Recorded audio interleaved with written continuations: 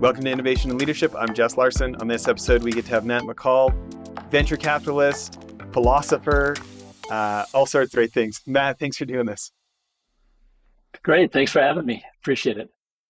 So, your time, between Pritzker and Forged and with the Crown family and all these different things you do, you've been a part of some pretty great success stories. Dollar Shave Club, Honest Company, so many. What are some of the highlights that you would say are kind of some of the biggest success stories you've been a part of? So I kind of put it into two categories. One is in terms of kind of impact to community, and then the other would be investment success at the end of the day. So in terms of investment success, probably the deals I'm best known for are Coinbase, Facebook, Dollar Shave Club, a company called P44. I think I have a total of 8 unicorns, 2 decacorns at the end of the day. So over my 30 years doing this, and then a lot of companies that have sold kind of in the hundreds of millions. But so that part has just been the kind of the check the box on the return side.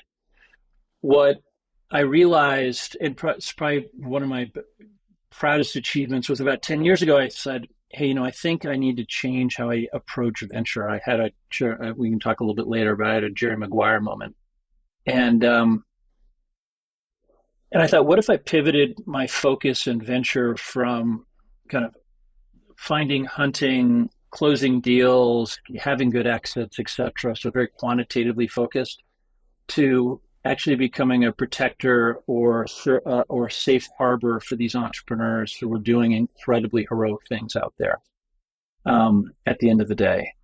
So to become, instead of a relentless deal hunter, become a relentless safe harbor for these folks. And so I went back and I've done probably 10 years of coaching training at this point now. So I'm kind of in a small cadre of VCs who are also life coach or performance-based coach training. And that's been the fun part, I'd say, in terms of my career. Yeah, I think we're going to have a lot to talk about there. I was Yes. a 28-year-old CEO of my own fund in the middle of ruining my marriage and my company, and got a coach, and it just changed my whole life. And that's what led me to becoming a coach. And it's a lifelong benefit, I think, at least in my life. I want to talk about. So what do you think it was for you? Oh, I was just going to ask you, for you, what is it that had to be reprogrammed? What was kind of the previous operating approach? And then how did that change after you had your epiphanal moment? Yeah, mine was a program based on this Austrian philosopher from 100 years ago named Martin Buber, that kind of a Gnostic philosopher who believes that most of our people problems come not by what we do or say, but how we were thinking about people when we did it or said it. And that this idea of when we objectify others, we're actually doing a disservice to ourselves as well. But it's like this idea, like every time, many times a day, we come up against this decision of like what we actually think we should do deep down versus what we feel like doing. And, we all have different ratios of how well we're doing. And like, nobody gets through an entire day in perfection, but it's this idea of like, when we have this sense of what we should do for others, but we don't feel like it, and then we don't do it, that we then get faced with the option to either, like the natural guilt of not doing what you think you should do turns into this option to either like make it better or rationalize. And then a lot of times we choose rationalization, but it doesn't quite go away. It's like a credit card payment. So then you need to rationalize again, and then you need to rationalize again, or you need to go back and fix it. And that these layers of objectification are the biggest problems come from. And it could be, looking up, like, where it's like, well, of course the girls like you. You were born with muscles on top of your shoulders. You have no idea how hard it is for a guy like me, or your dad got you into your job at Goldman after he got you into Harvard. You have no idea what it's like for a farm kid like me who had to do it all himself and doesn't have, like this poor me version of like pride looking up kind of thing. Or it can be like the other version of looking down our nose of like, oh, these needy little people, lucky for them, I'm here to fix it all. And like any of these lies that one human is worth more than another human. Like obviously you have tons of differences, but it's a lot around the concept of self-deception. And when we objectify people and then rationalize it, how this self-deception gets in the way of pretty much everything. And so it was a lot about me having to become honest about my rationalizations and about why I'm doing what I'm doing, and getting to like places of radical self-honesty, and then having to do it again next week, and then having to do it again next week. And that's, I mean, much longer conversation, but maybe I'll stop there. No, I really appreciate it. It was funny. I was on a retreat once, and one of the women that was next to me in the group had this amazing story, mom of three, but an entrepreneur, had become a heroin addict, had beaten it through, of all things, ayahuasca and a number of other things. And I remember making some comment about how amazing it was as a mom, she did that. And she just looked at me and said, please don't objectify me as a woman. I mean, as a mom, just like as a mom. And I had this like epiphany moment. I started journaling. They just rapid, journaling. And I remember writing down, as soon as I collapsed her into this persona that we call mom, everything associated with her being an entrepreneur, maybe she was a philosopher, maybe she was an athlete, but I picked that one. And sometimes we even pick something that's not even them, right? You lose access to everything else that they could contribute, including wisdom that could literally change your life, right? But I almost missed it because ego set in and wanted to argue with her, right? But instead, I just said, "Hey, what can I learn from this at the end of the day?" And suddenly, I just couldn't stop journaling, and I just thought, "Can you truly see people as they are, versus these false constructs we create?" Anyways, it got very interesting. Yeah, I have a couple of CEO coaches right now, both entrepreneurs with much more success than me. And I think today, one of the biggest things that they give me is space to be frustrated. And there's this objectivity that's so hard for humans to have for ourselves. It's like so often when your friend comes and is complaining about their spouse and you're like, well, dude, you could apologize. Like it's so obvious to us, but it's so hard when you're like, when your nose is 1 inch for the tree, all you can see is this huge tree in front of you instead of realizing the whole forest. Like this idea of someone who can be patient with us without indulging us, and ask us the kind of questions that invite us to take our own step back and become more objective about the situation. And I really got into Stoicism. I'm also a real faith guy, so my church stuff leads into it. But the ideas of Stoicism, where so often you don't have to change your situation if you're willing to change your perspective, have been incredibly helpful. I both advising CEOs and sex trafficking survivors and women who've been abused or their husbands and pro athletes and special forces guys over the last kind of say dozen or so years I've done it.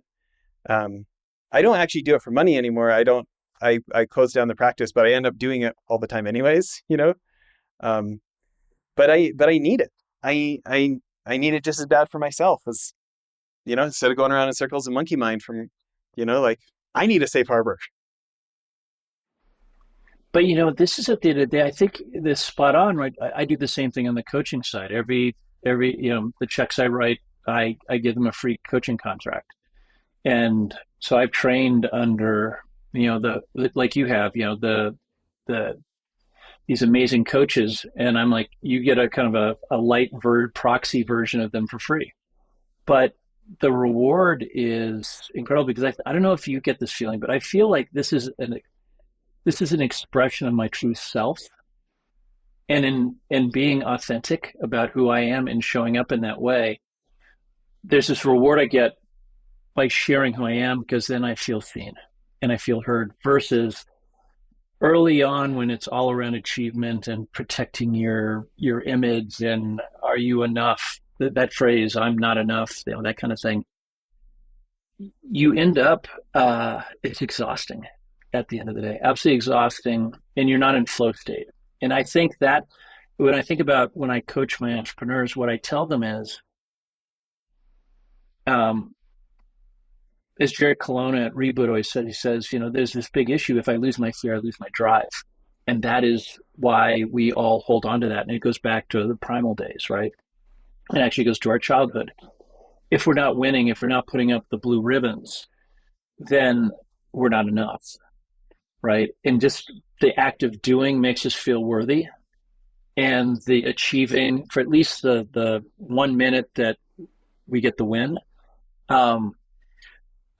But at the end of the day, it's really like it's Steph Curry, it's Roger Federer. When they get into flow state, they're both energized. They're loving what they're doing, and you don't want to, and they're literally unbeatable. And that's the yes and that we're told from childhood you can't have both. You have to work hard. You have to suffer. You have to whatever. And I think, unfortunately, it just takes an unnecessary toll, especially on entrepreneurs where it's just so scarcity laden, if they view it that way, unnecessarily. So, yeah, I really like where you're going with that. I kind of an audiobook addict, and I think out of maybe 1,000+ books on my Audible, definitely top 3, if not number 1 for me, is the 80/20 Principle by Richard Koch. And I was so lucky to have him on the show. I think it was maybe his most fanboy interview he's ever been a part of. but this, as you're talking that's there, great. I'm just thinking about like,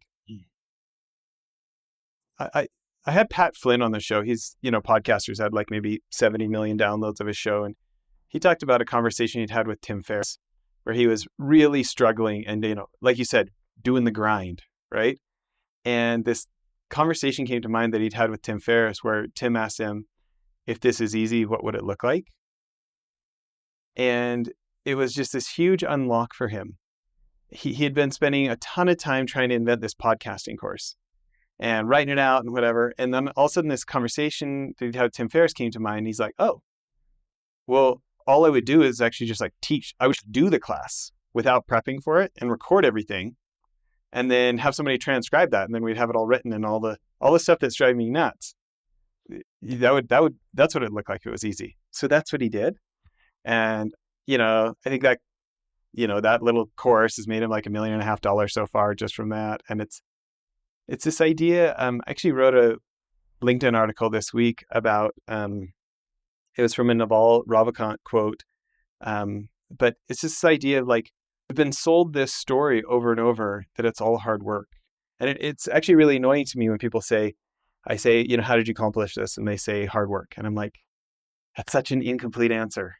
There's so many people that work so hard that don't achieve success. Like there's so much more to the equation, especially when you hear, Richard Koch, he sells his consulting firm for $5 million and turns that into 1.4 billion working an hour a day. Or, Warren Buffett says that his investment process borders on lethargy, and you're like, it doesn't have to suck. I mean, it sucks for most people. It sucks for lots of people and they ruin their marriages and don't know their kids. But it's not a prerequisite in my observation, because if it was a prerequisite, then other people wouldn't have been able to do it without that.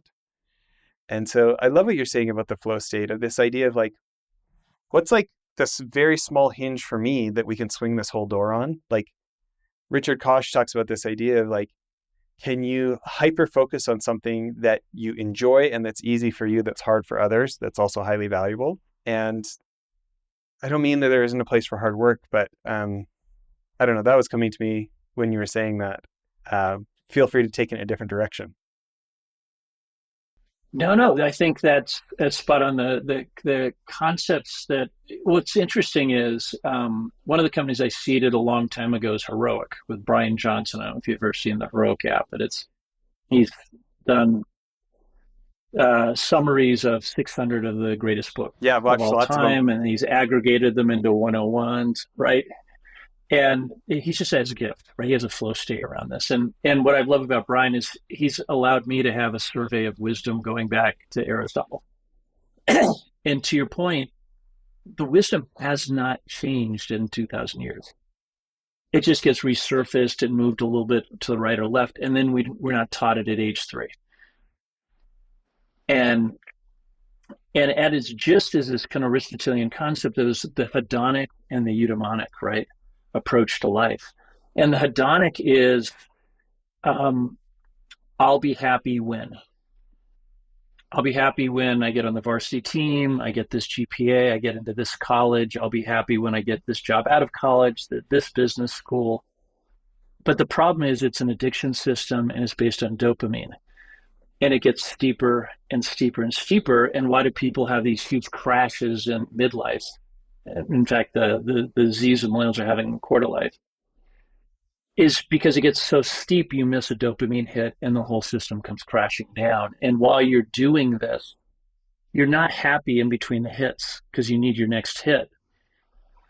And so you anesthetize alcohol, drugs, sex, swiping, TikTok, streaming, anything, Netflix, right? And what I like to say, a test I have is I had to explain my last 2 months to St. Pete upstairs. I get hit by a bus, go upstairs, says, "Oh my God, I gave you the ovarian lottery. You have, access, intelligence, this, that, whatever. Please tell me, how did you spend your last 2 months?" What I don't want to have happen is have him go, "Oh my gosh, seriously, that is what you did." Like, that is what you did. Um, but as soon as and I had this moment when we sold Dollar Shave Club. I was a seed investor, 6 million pre, we sold it for $1 billion, emails and coming in, and I was just numb. Jerry Maguire, goldfish in the bag, numb. I couldn't care less about the exit, and I didn't want to. Usually I'd make the kill and then go to the next deal. Didn't want to do the next deal.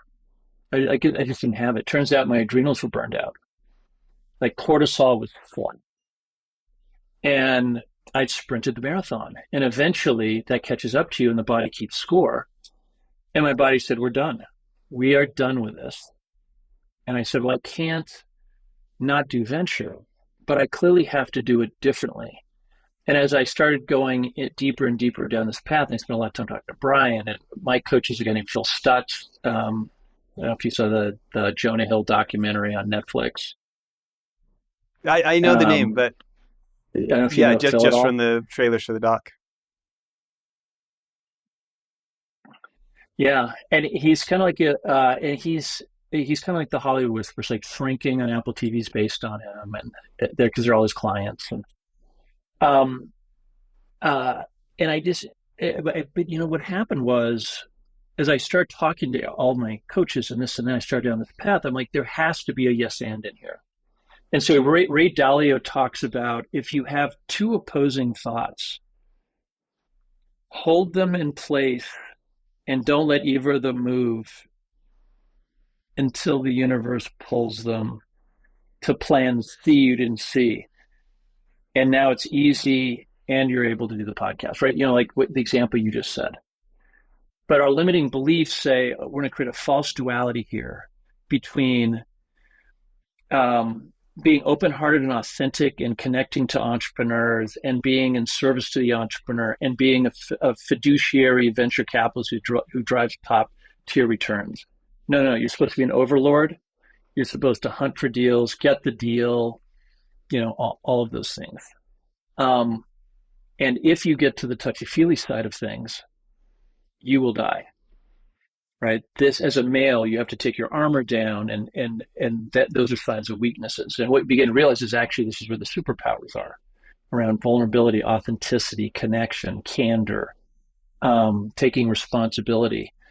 But that's not taught to us early on. And so that male toxicity, the apex energy builds and builds and builds until you see all of the destruction. I mean, there'll be a lot of people on this podcast who are probably nodding their heads going, "Yeah, I'm successful and unhappy inside, and I don't know why." And the flip to that is to say, what if you showed up with curiosity and continually asked, how can I be the highest version of myself? So my only tattoo is arete, Brian has it in big letters. I need to do some more weightlifting. But, it's this sense of, if instead of comparing yourself to others and comparing yourself to parental approval or social approval in these different layers, what if you say, I'm enough, and all I need to do every day is close the gap 1% today? And so the process is really simple, according to Aristotle, which is just ask, how can I be a little bit better as a husband today? How can I be a little bit better as a VC today? How can I be in service to my children? I teach as well to my students. And then you say, okay, what's one thing? Then the second one is discipline. Do it. Do it every morning. Like if it's, I need to go to bed at 10, get up at 6:30, and now I have the energy to be fully present, go to bed, don't drink, during the weekend, whatever you've decided is going to be that thing. The third virtue is courage. So if it's wisdom, technically it's wisdom, discipline, courage, which is just, it's scary doing stuff that, right? That starting, your new fund that you're doing in longevity. You're putting yourself out there. That's so courageous. That's awesome, right? As Phil says, you're. Oh, I thought you were going to say scary. It's uncomfortable, and it only becomes scary if you attach stories to it, right? But it is scary because ego's like, this is not a neighborhood that we play in, and that's why that was Aristotle's favorite virtue. Well, I had a conversation with the biotech founder this morning. We just had met off LinkedIn last week, and he grew up in India, had a real big health situation with his mom, decided to get out of investment banking and private equity. And we had this conversation this morning about like what it's like being a non-PhD in biotech. And, you think about like the natural discounting that might happen in a conversation when people find out you're not a PhD, and your own stories about that you might tell yourself, and the imposter, major imposter syndrome. And yeah, like, can you have a passion for it? Can you learn it? Can you be honest about what you don't know? How will you handle it when people discount you as a human because you don't have a certain pedigree? Like one of my heroes said that he thinks the purpose of life is to be mistreated and see how you'll handle it. Right. Like, the master, I love, there's a quote that says, the master is the man who hits your car in the parking lot. That's a good one. That's a good one. So I have a question though. You look at this time you spent with the Pritzker family and the Crown family. I was looking on the Forbes wealthiest families today. It's like, I think Pritzkers were like number 6, estimated 34 billion, and Crown family was like 14.7 billion, like number 30 today or something. I'm interested with like permanent capital and longer term thinking, how and all of this, how that shaped your thoughts about Forged and what you're doing there. So what's interesting about having a vehicle attached to that kind of wealth is you approach the business from a place of abundance, right? Because it's not like you have this $100 million fund and it has to be success. You want it to be best, but you're not focused on a scarcity-based model. It's abundance. If you really love something, you could literally write a $50 million check, right? We did that a couple of times at Pritzker. And so you show up very differently above the line as it relates to how you engage with your entrepreneurs, how you think about deals, how you do portfolio construction. When you're playing not to lose, or when you're playing from a place of fear, you show up very differently, right? And I remember at one point we were thinking of spinning Pritzker out as a separate entity. And we started that process, and now we're starting to do the song and dance with LPs, and we're starting to change how we think about things. And now we're coming from a place of scarcity. And it dramatically changed us as a firm and the deals we were willing to do and the risk we were thinking about taking. And it also just kind of the enjoyment of how we approach things. So I'd say that it highlighted to me the power of abundant thinking above the line versus scarcity thinking below the line, fear, and how you show up differently. And what the universe really wants you to do at the end of the day is realize it's got your back. You intelligently do your homework, you figure out the spaces you want to play, but then you show up open-heartedly, right? Can you that say was the what that? hardest thing for me. Go ahead. Can you just define what that means to you, open-heartedly? What's an example? So I teach a class on the good life at a couple of universities now, and so I teach at CU, DU. I'll be teaching at Williams, my alma mater, and I may teach back at my other alma mater, Kellogg, coming up. So, so it's University of Colorado Boulder, Denver, University of Denver, and then Williams, etc. And what I said was, here's how I showed up differently as a VC. When I got up in the morning more from the scarcity perspective, I needed the next win. I needed the next unicorn. I needed to be enough. And then once I got it, I needed another one. And then I got it, I needed another one. And then I had the Jerry Maguire moment where I got it. And then I was like, I'm done. Because it's an itch you can't scratch. There's never enough wins. There is never, I'll be happy win. You know this, right? How many guests, 900 guests, probably 2/3 of them have said this, right? And so I said, well, shit, what do I do? So I said, what if I did something that's truly authentic to me? What if my role in life was to be a ferocious safe harbor for my entrepreneurs? Open-hearted means I love you as an entrepreneur. I want you to be the highest version of yourself. As Jerry Colonna says, what can I do to reduce the suffering in my entrepreneurs' lives and help them become the highest version of themselves? So Forge is the idea that excellence and personal growth are forged in the fires of entrepreneurship. As Phil says, you only grow in a discomfort. And so when something hits you hard, instead of saying, woe is me, he says reversal of desire, what you want to say is, I'm in the Olympic gymnasium, baby. I'm about to grow some muscle, right? And you lean into it. And so what if I help my entrepreneurs? Because otherwise, they're just given an oxygen mask and told it's a day hike to the top of Everest. And they get a day into it and they lose a customer and someone quits. It's always a surprise a day. And they literally survive entrepreneurship. They don't thrive in it. And I thought to myself, my God, this is an opportunity for them to truly be the highest version of themselves, to see childhood patterns, to strip away limiting belief, to have better relationships with their employees, with their families, And so what I tell them is, in fact, I was just mentoring a VC this morning. And I said, I just want you to put one word up on the wall, and that's love. And he said, why? Like, what is love? And I said, here's love. If I get up in the morning and that entrepreneur's away for me to get a carry check, I am literally relentlessly going to ride his back until he delivers my exit. And he's going to be miserable, and I'm not going to be very happy. It's going to be a horrible relationship. And then we're going to get the win, and then I'm going to be on to the next one. And I said, what if instead I ferociously look at him to kind of create a safe harbor for him to take the body blows of being an entrepreneur and show up as a high version of himself, to learn in a stoic sense, to focus on those things you can control? What if I was a conduit of wisdom from Aristotle and the great coaches and whoever to my entrepreneurs and say, okay, here's how you show up and live a good life, and at the same time build these amazing companies.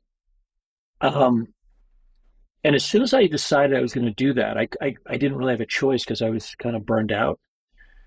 I thought, I'm going to be that guy. So this is why he said courage is so important. The fourth virtue, by the way, is love. It has to be in service to something else. Else you're doing it for ego. I'm sorry, because I interrupted that. Can we do all four in a row? So the first is wisdom or curiosity. And that's just, what is the highest version of myself? How would it show up right now? And can I close that gap 1%? The second is discipline. Once you've said you're going to do it, Navy SEAL style. right? Accountability partners, atomic habits, whatever it takes to put on autopilot. Third is courage, which is, man, this is scary, but I'm going to do it anyways. And then fourth is love. And love means it has to be in service to something greater than you. Now, my entrepreneurs at that point are like, love? Like, do you look around? Like, this is not a place of love. I'm like, here's the difference. You look at you look at your customer. Your customer has told you they want to make progress in their life. They want to be close to their husband, close to their wife. They want to have more time to do something. They want a car that makes them feel proud, whatever. You can either say, you're going to buy this car. I'm going to do whatever I have to get you to buy this car so I can become a unicorn. I can do a secondary and buy a house in the Hamptons. And deep down inside, that probably is the underlying programming for a lot of people, right? To be enough, to get parental approval, whatever it is. That's a dopamine system, and you're going to lose every single time because then the house won't provide what you thought it was going to, and now on the next challenge. What if instead you said, hey, everyone in the firm, this is Sue and Jim. They're having trouble with their relationship. Our firm has vowed that we are going to help them have a more loving relationship together, or we're going to provide a more affordable access to healthcare, or you name the company's purpose. We'll work 18 hours a day, and we're going to continually ask, have we delivered? Have we delivered? Have we delivered? Have we delivered in service to our customer? We love our customer, and we want them to be happy. And that's where, as you said, you get up in the zone of genius, the Gay Hendricks zone of genius idea, where you're playing to your strength and it energizes you. And now you get into flow state. And now you can work 18 hours. You can work 16 hours. You can work however many hours you want. You can work 1 hour, and you are loving life, and you're actually the highest version of yourself at the same time. And that was when the Ray Dalio fields collapsed for me. And so I literally started showing up with my entrepreneurs. And I just simply said, I'll give you a very specific Jerry Colonna hack on this one. You're in a board meeting, they miss sales. You begin to trigger. Oh crap, I've got to tell my partners I did this deal and we're going to miss numbers by 50%. And now we got our LPs breathing down our back and we're never going to raise another fund. You've probably been there, right? You got to put the oxygen mask on yourself. And instead of saying something brilliant like, do you appreciate the magnitude of this miss and what this is going to do to our fundraising? Well, yeah, they're pretty friggin' aware of all of that and then some. You've literally taken your discomfort that you want off your back and you've put it onto the entrepreneur and have told him to make you feel better. So now he's got his problems and your problems. And now, like a kid wanting parental approval, he's going to shut down or she's going to shut down. She's going to hide information and she's going to do, or he, anything he can to please you and get him off your back or his back, which now means you're making decisions with bad information.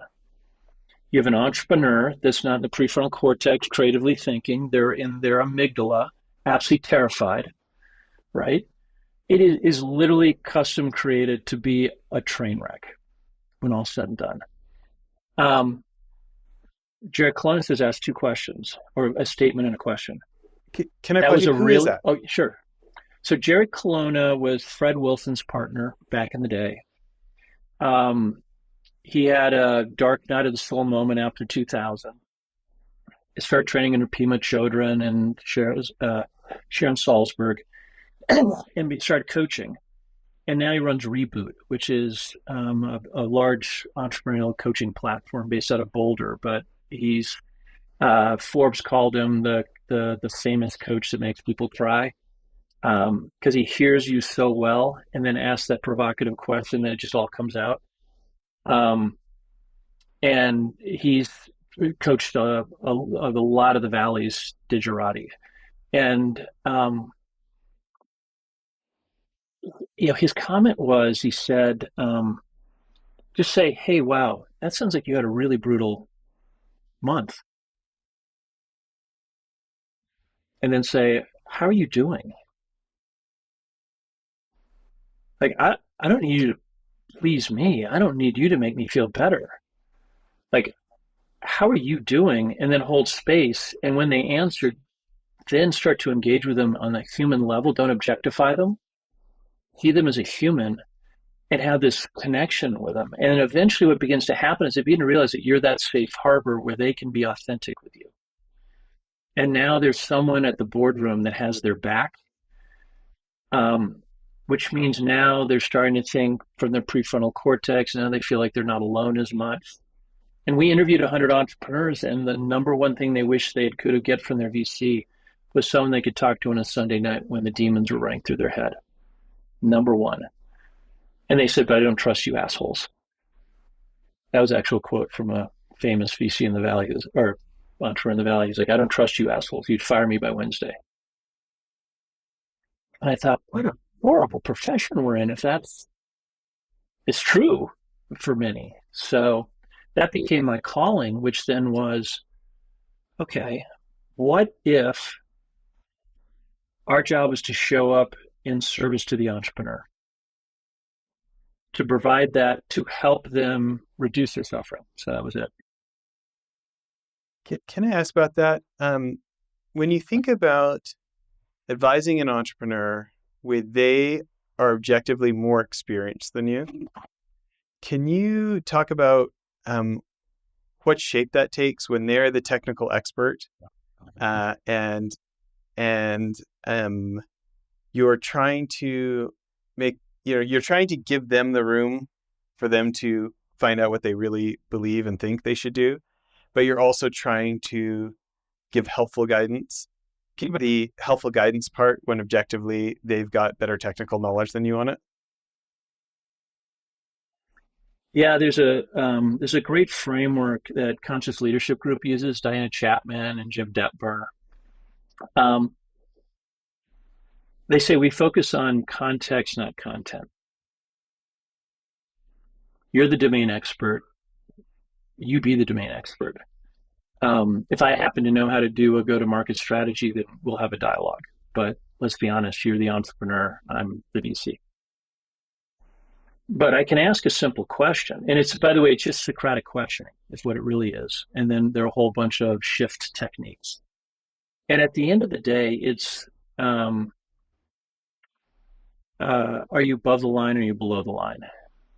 There are different methodologies, red, green, yellow, above the line, below the line. You name the modality. But the idea basically is, are you in a place of fear and anxiety? Are you in a place of abundance and trust above the line?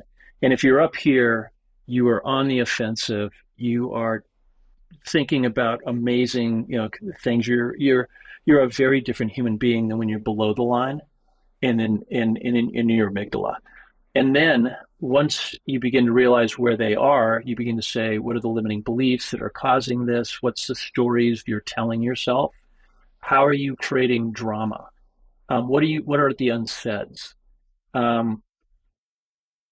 you taking 100% responsibility, or you said earlier, are you just pasting it over or blaming others? And you begin to realize that contextually, if I'm taking 100% responsibility and no more, now we can talk about it. Now I can now address the issue and we can get it out of the firm. If you and I are talking and I don't take any responsibility and I blame you or someone else for this, now that poison's stuck in the company. And then everyone starts doing this because everyone realizes there's a culture of blame. And now you have a dysfunctional firm. The other one I love is the idea of unsaids. You and I are talking and there's something uncomfortable that is really bothering me that I want to say to you, but I don't. And unsaid is if there is one thought that 3 times you say I should say it and you don't, it's an unsaid. What happens? I begin to pull back from you. I begin to resent you. And I shut communication down. Now that poison's in the firm, right? Versus having candid dialogue. And one of my favorites is, for example, Is it important that I'm always right? My father or mother or whoever taught us that, never show weakness, always be right, argue to the very last thing, versus are you just curious and listen, right? So something happens. It's a clear issue, but I need to be right. I come in hard over the top versus saying, what happened here? Or better yet, I turn inward. So an example would be an entrepreneur who missed their numbers by 50%. Because of one account we lost to a competitor. By the time he was done, we were going to lose all the customers. He was going to have to fire everybody. His wife was going to leave him, and his father was always right. He'd never amount to a thing. Right? This is how we cascade, our stories. And I always use the phrase, ain't that a hoot? I want you to say, we just lost our largest customer. Ain't that a hoot? Oh my God, that is so funny. Our competitor took our largest customer. And they go, what? Like, fuck no, that's horrible. But as soon as you make it playful, now you can say, what can we learn from this? Now, and so we got him to get out of the drama, victim, triangle down below, into a more playful, curious place. And by the time we were done, we realized that going into our accounts, we were single threading our relationships. And if our main thread disappeared, we lose the count. And so we realized we needed to do an effort to have multiple touch points in every single one of the companies. So by losing that one clown, we protected all the others. But if we didn't get curious, we wouldn't have seen that learning. So these are the kinds of things where I don't need to be like, you're going to go into the world of biotech. Your job is to find the best geneticist, not be the best geneticist, right? At the end of the day. But it's all of these other things that make that geneticist not effective.